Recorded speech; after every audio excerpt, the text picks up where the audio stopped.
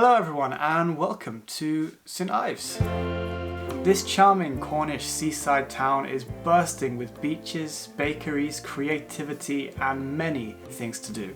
So in this video I'm going to take you on a journey through 10 things to do, not just in St Ives but also in the area immediately surrounding it, to give you a really great little Cornwall itinerary. But let's begin in the middle of it all with a lovely morning stroll on the front of St Ives, overlooking the harbour. It is extra beautiful in the morning thanks to the golden colours and the noise of the seagulls, which you can hear so well because of how quiet it is this time of day. You'll have shops to your left and the harbour to your right, which is home to many opportunities, by the way, to head out on a wildlife spotting boat trip. As Cornwall is home to so much marine life, it's really common in all of the bays surrounding St Ives and anywhere on the Cornish coast really to just see seals swimming around in the water, maybe even lounging on the beaches as well. So these boat trips from St Ives must be packed with wildlife. Continuing out towards the point of St Ives, and you'll have a little bit of a hill to climb. How'd you like the climb, Ellie? It's not bad. Not bad. No. This chapel has a history that dates back to the 1400s and rewards you with what is, in my opinion, the very best view of St Ives. You'll be able to see not just the harbour where you came from, but also the other side of St Ives coast with its much wilder, much more open beach, which is actually a really popular spot for surfing and for laying down and enjoying the sun when the weather is a little bit warmer, which certainly wasn't the case when we were filming this video, as it was filmed in October. But visiting St Ives, and to be honest Cornwall in general, in the autumn winter months is a really great idea. It has a real charm of its own with the low winter sun and much smaller crowds. Now, as I said at the start of the video, St Ives is a very creative, artistic place with art galleries lining pretty much every street, and you definitely don't have to wander far to see someone painting or drawing the beautiful views. So I'm gonna say, next up, why not try some drawing yourself?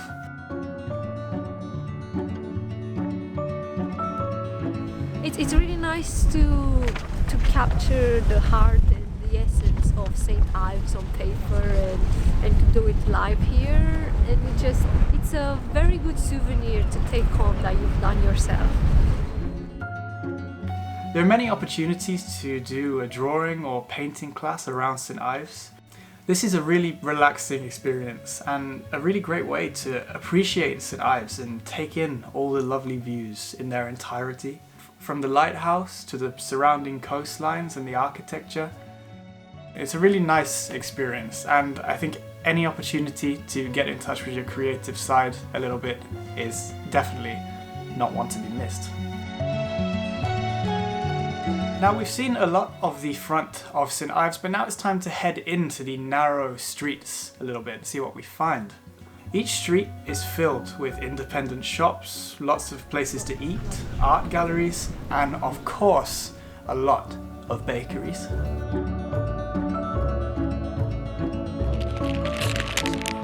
A massive pasty. This pasty is almost as wide as my head.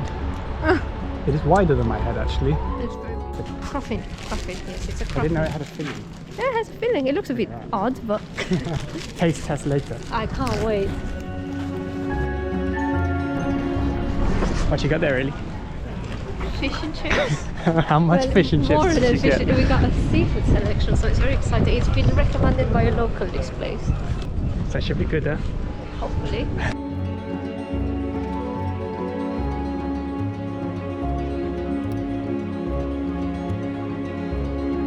Speaking of art galleries, I really have to mention Tate St Ives.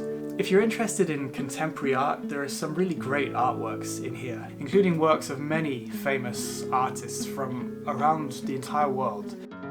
But what's really nice about this gallery is it has a focus on local artists, including, of course, Barbara Hepworth, who lived and works in St Ives. It's just so unique to be admiring these paintings and then look out the window and see the waves crashing onto the beaches just outside.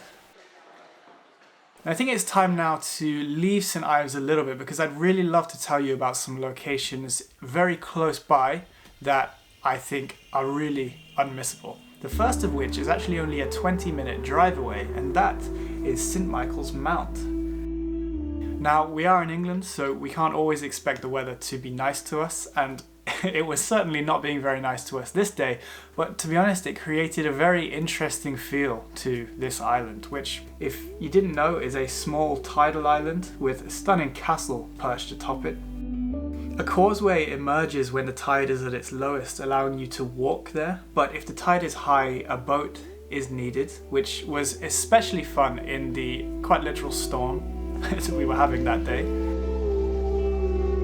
If you'd like to learn more about the many things to do in Cornwall as a whole, by the way, I do just want to quickly take this moment to just suggest that you click on my full Cornwall playlist with over 30 things to do across the entire county. And if you are enjoying this video, please do consider leaving a like and subscribing if you want to see more. It really means a lot and it really helps me out as well. So yeah, thank you for watching. Let's continue on with the video.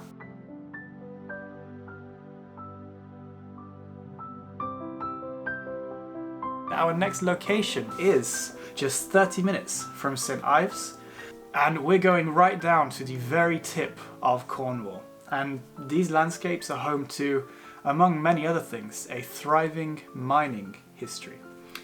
At this mine, you can embark on a tour to learn about the history of Cornwall's tin and copper mining, from the stories of the miners that worked there to the history of the mine itself. I can't recommend this tour enough. It taught me so much about the Cornish mining history, which I wanted to learn about for so long.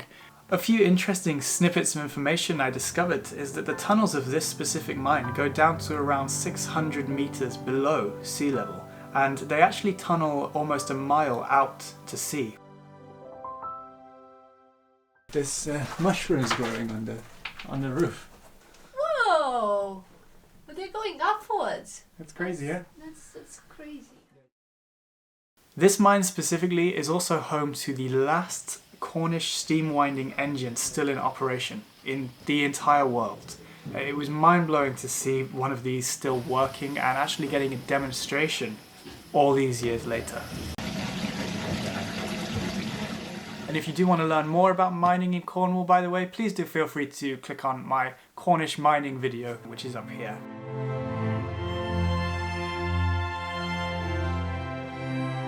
Just next door to this mine is Botallack, which is probably the most iconic mine in all of Cornwall, mainly due to its use in some films and TV shows.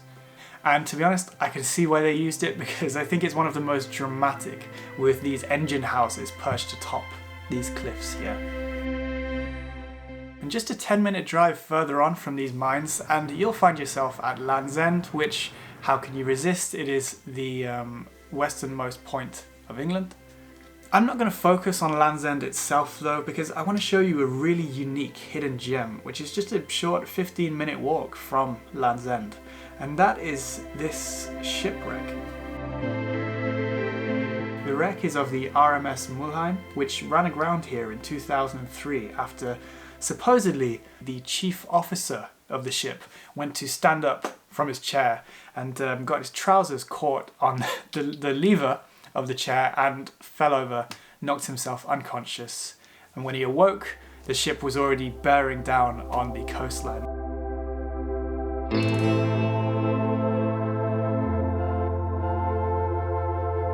As a final suggestion, we've been to the most westerly point of England. How about the most southerly? Because just 50 minutes from St Ives as well is Lizard Point.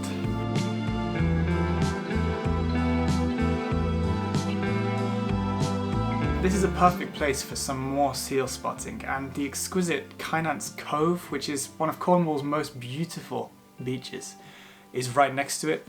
This is perfect for a swim on a much calmer day, but in a winter day, it has a charm of its own. As I said, the waves crashing against the rocks and the low sun lighting everything up in this golden hue.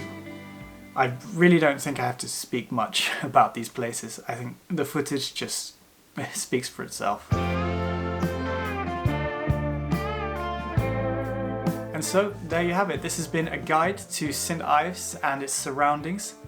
I really hope you enjoyed the video. If you did, as I said, please do consider leaving a like, subscribe as well for more Cornwall travels, UK travels in general. Thank you so much for watching this one, and I will see you in the next one. Goodbye.